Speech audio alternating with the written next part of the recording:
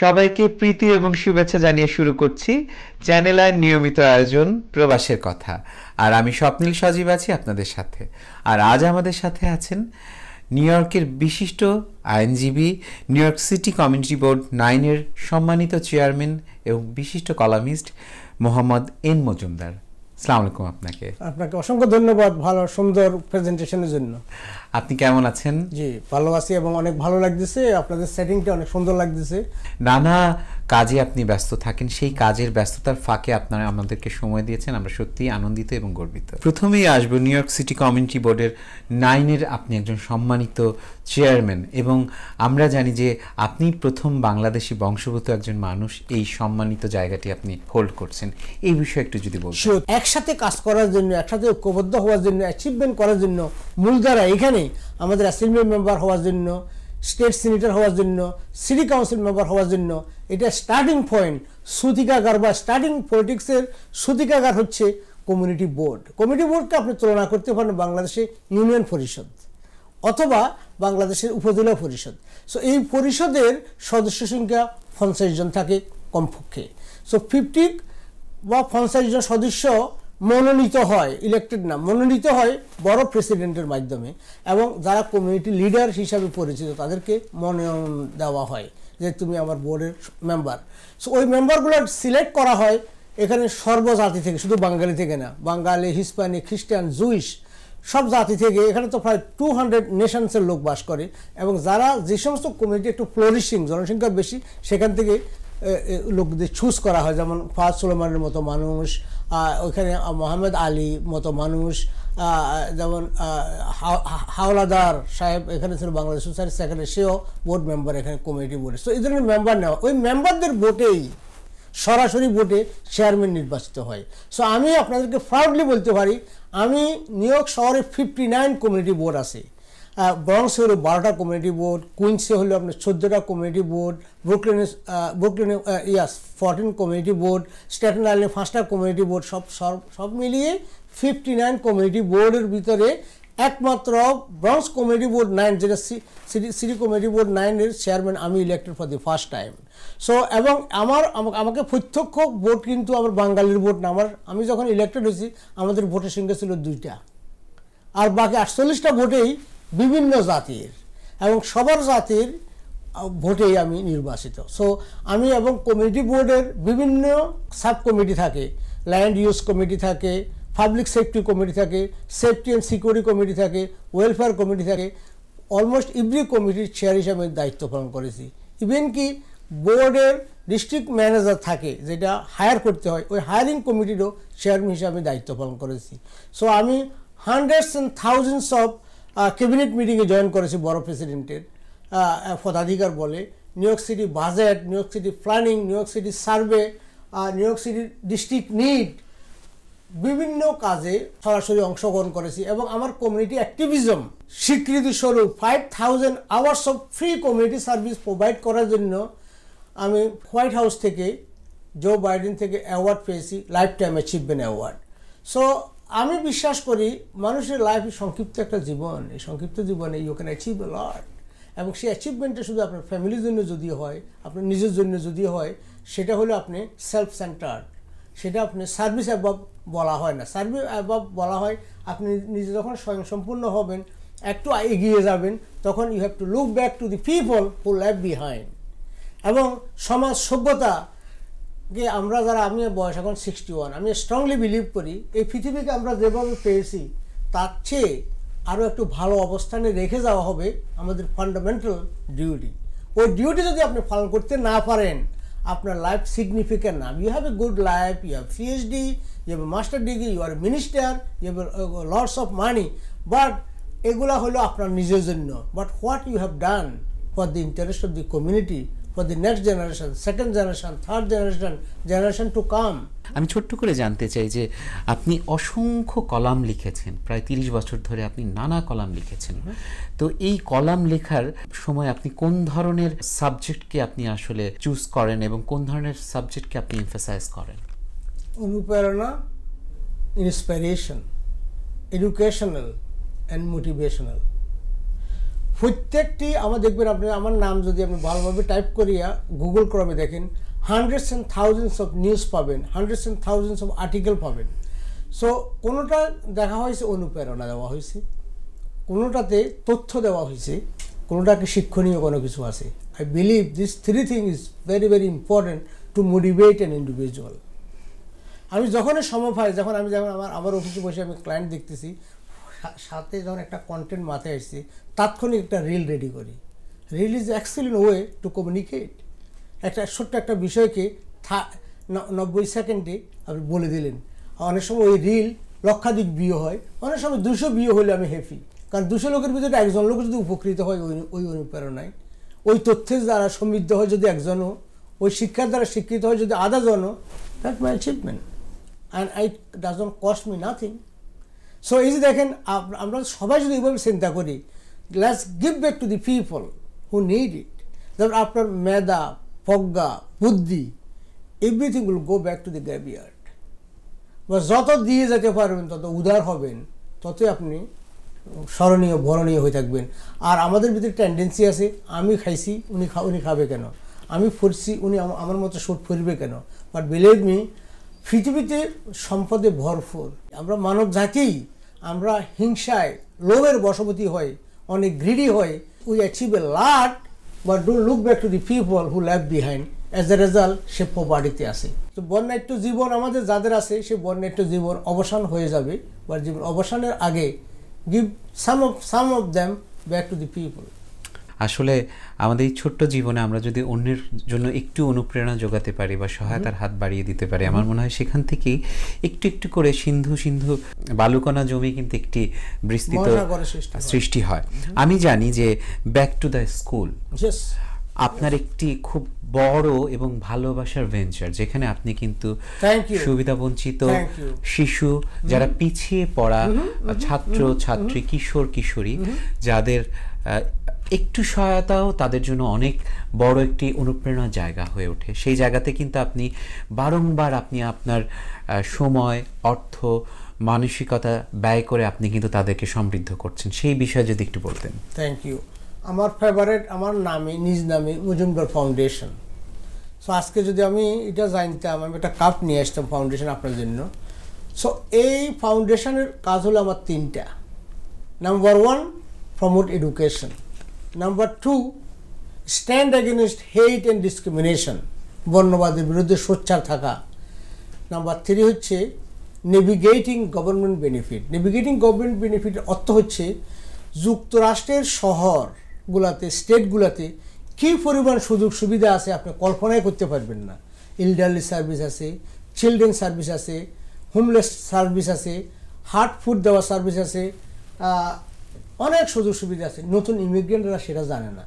নতুন ইমিগ্রেন্টরা একটা যদি সামান্য আঘাতপ্রাপ্ত হয়, রাস্তায় হাঁটতেছে আঘাতপ্রাপ্ত হলেন, হাঁটে ঘাটে, রাস্তায়, শহরে, বন্দরে, রেস্টুরেন্টে, বাড়িতে, আপনার ঘরে যদি কেউ আঘাতপ্রাপ্ত হয়, সেই লোকটা লিগেল কি ইলিগেল, আজকে আসছে বা কালকে আসছে, ডাজন্ট ম্যাটার, তাদের নিউ ইয়র্ক স্টেট টর্ট লয়ের আওতায় তারা ক্ষতিপূরণ পেতে পারে, সেটা জানান দেওয়া পার্ট অফ মাই ডিউটি। সেটা হলো আমার নেভিগেটিং গভর্নমেন্ট বেনিফিট।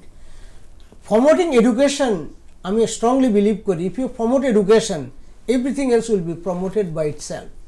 যদি একটা লোককে শিক্ষিত করে দেন, আর কিছু লাগবে না। একটা লোক ডাক্তার হয়েছে, রাইট? সো তাকে তো কিছু দেওয়ার দরকার নাই, she can make millions of dollar. একটা লোক কারিগর হয়েছে, ভালো কারিগর, শুধু সবাই ডাক্তার ইঞ্জিনিয়ার তো এমন কোনো কথা নাই।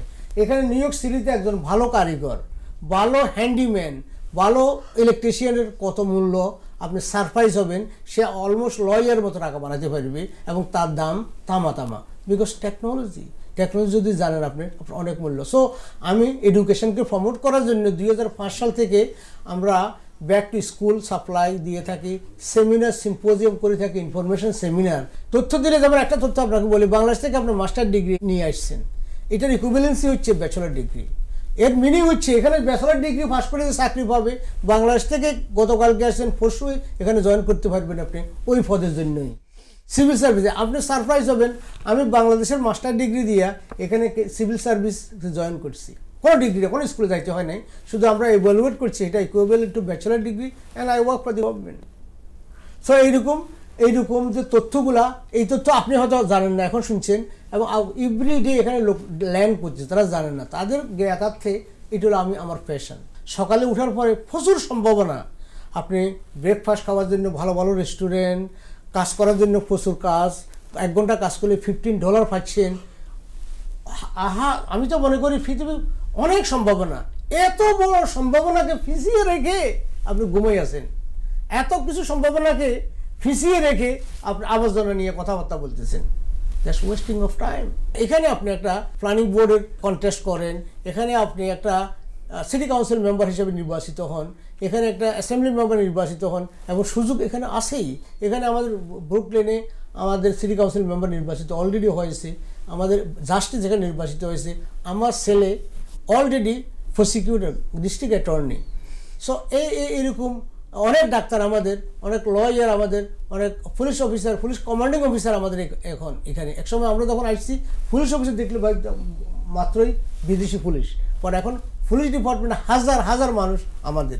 সো আমাদের এমন একটা সম্ভাবনাময় দেশে আমরা যেন ঘুমিয়ে না কেটে আমাদের ছেলেমেয়েদেরকে আমরা বিভিন্ন জায়গায় নিতে হবে, pharmacist, doctor, dentist, architect, business people, journalist, এই সমস্ত পদে নিতে হবে। That will be the real community power. এই প্রসঙ্গে একটু বলতে চাই, মজুমদার ফাউন্ডেশন মানব সেবার একটি অন্যতম কাণ্ডারি হাতিয়ার। তারা কি নতুন যারা বাংলাদেশি বংশোদ্ভূত শিক্ষার্থী বা নতুন ব্যবসায়ী বা নতুন যারা এখানে আসছে, তাদেরকে কি এই সহায়তার হাত কি তারা বাড়িয়ে দেবে, যে যদি তারা আপনার কাছে সহায়তার জন্য যায়, যে আমরা এই জিনিসটা জানতে পারছি না বা এই জিনিসটা আমাদেরকে একটু বুঝিয়ে দিন বা এই গেটওয়েটা খুলে দিন, এই সহায়তার হাত কি আপনারা বাড়িয়ে দেবেন?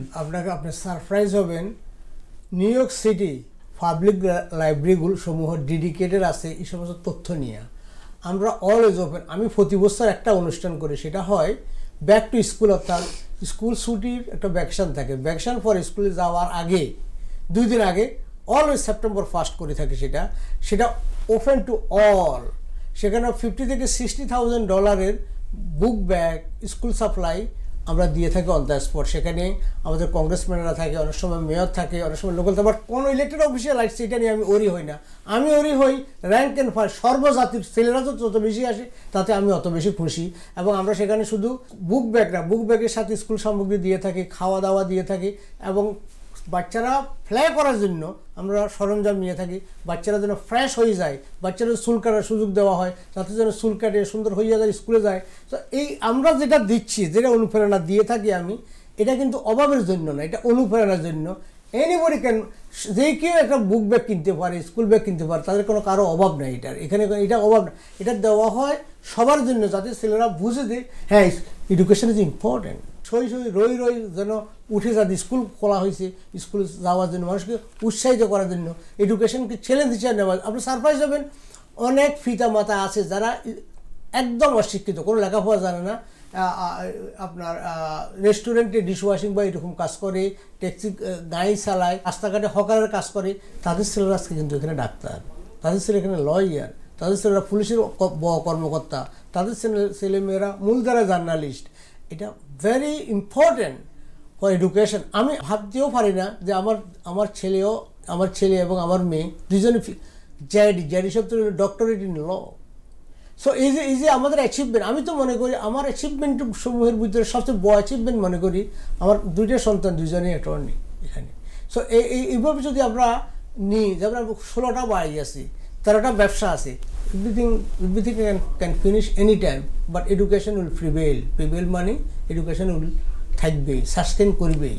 সুতরাং শিক্ষার প্রতি অনেকে আমরা বলি যে শুধু ডাক্তার হইতে হবে, ইঞ্জিনিয়ার হইতে হবে, এমনও কথা না, কিন্তু এনিথিং ইজ ইম্পর্টেন্ট এখানে, এনিথিং ইজ গুড। ইভেন কি ভালো রাঁধতে জানা, কুক হওয়া, সেটারও কিন্তু ভালো কুক করতে পারলেও কিন্তু আপনি আমার মতো আপনার মতো এরকম ইনকাম করতে পারবেন। একেবারেই শেষ প্রান্তে চলে এসেছি, একটি প্রশ্ন না করলেই নয়। 2016 সাল আমরা জানি যে আমেরিকাতে বর্ণবাদী একটি আন্দোলন হয়েছিল, যেখানে আপনি বাংলাদেশি বংশোদ্ভূত হিসেবে এবং গর্বিত বাংলাদেশি হিসেবে আপনি একটি সোচ্চার ভূমিকা রেখেছিলেন, সেই বিষয়ে একটু ছোট করে জানতে চাই। শিওর, সেটা হলো 2016 এবং 17 সালে একটা হিড়িক পড়েছিল বর্ণবাদ বিরোধী, এবং বিশেষ করে মুসলমানেরা এবং বাংলাদেশি আমেরিকানরা বেশি টার্গেট হয়েছিল।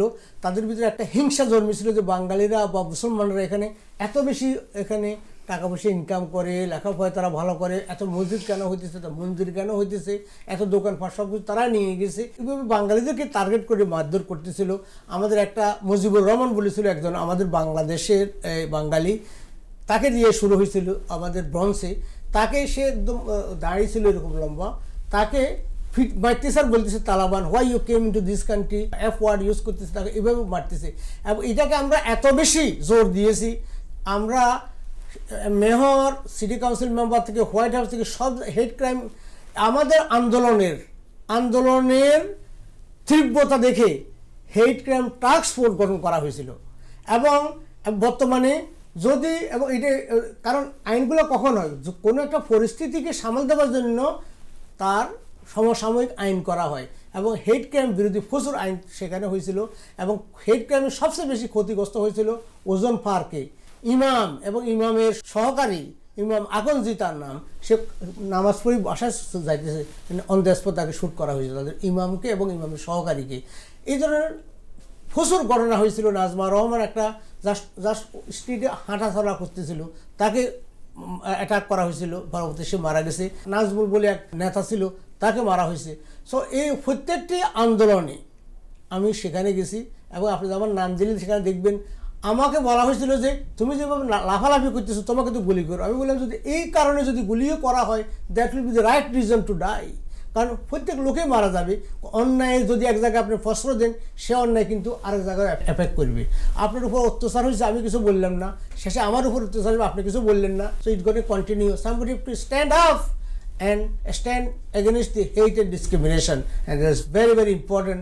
Now we live very peacefully. New York City Human Rights Commission very strong 24/7 তারা মনিটর করে কোনো রকম ডিসক্রিমিনেশন, বর্ণবাদ বা বৈষম্যবাদ এখানে চলছে কিনা। It's not in this city. অনেক অনেক ধন্যবাদ, আপনি আপনার ব্যস্ততম সময় থেকে আজকে আমাদের চ্যানেলের স্টুডিওতে এসেছেন। আমাদের চ্যানেলের পরিবারের পক্ষ থেকে আপনার জন্য অনেক অনেক ভালোবাসা, অনেক অনেক শ্রদ্ধা, এবং আমরা সত্যি আপনাকে নিয়ে গর্ববোধ করি। ভালো থাকুন। চ্যানেলের দর্শকদের উদ্দেশ্যে আপনি শেষ কথাটি বলুন। শেষ কথা হচ্ছে, আমি অনেক ভালো ফিল করি চ্যানেল আই হৃদয়ে বাংলাদেশ, আমি কন্ট্রিবিউট করি, আমরা তাদের প্রতি কৃতজ্ঞতা প্রকাশ করছি। চ্যানেল আইকে অসংখ্য ধন্যবাদ আমাকে এখানে বসার সুযোগ দেওয়ার জন্য। অনেক অনেক ধন্যবাদ। প্রিয় দর্শক, আগামী পর্বে আবার দেখা হবে আপনার কোনো প্রিয় অতিথিকে নিয়ে। আপনারা সকলে ভালো থাকুন, সুস্থ থাকুন, চ্যানেলের সঙ্গেই থাকুন। ধন্যবাদ।